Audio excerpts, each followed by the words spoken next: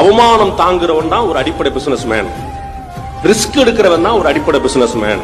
ரெண்டு. மூணாவது, எங்க ரிஸ்க் எடுக்கணும், எப்ப ரிஸ்க் எடுக்கணும், எப்படி ரிஸ்க் எடுக்கணும், இத சின்ன ஹோம்ஒர்க் பண்றவன் தான் பிசினஸ் மேன்.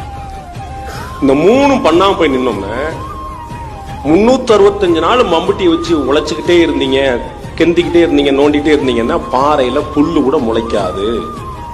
365 நாள் வேர்வை சிந்தி உழைச்சேன் சார். சாரி, இப்படிதான் சொல்றேன்.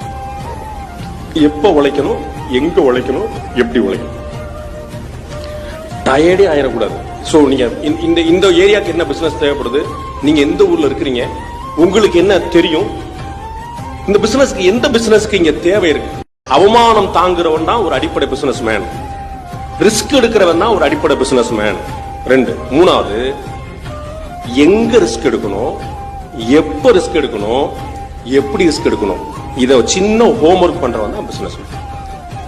இந்த மூணும் பண்ணாம போய் நின்னோம்னா 365 நாள் மம்புட்டி வச்சு உழைச்சுக்கிட்டே இருந்தீங்க, கெந்திக்கிட்டே இருந்தீங்க, நோண்டிக்கிட்டே இருந்தீங்கன்னா பாறையில புல்லு கூட முளைக்காது. 365 நாள் வேர்வை சிந்தி உழைச்சேன் சார். சாரி, இப்படிதான் சொல்றேன். எப்ப உழைக்கணும், எங்க உழைக்கணும், எப்படி உழைக்கணும், டயர்டே ஆயிடக்கூடாது. சோ நீங்க இந்த ஏரியாக்கு என்ன பிசினஸ் தேவைப்படுது, நீங்க எந்த ஊர்ல இருக்கிறீங்க, உங்களுக்கு என்ன தெரியும், இந்த பிசினஸ்க்கு எந்த பிசினஸ்க்கு இங்க தேவை இருக்கு.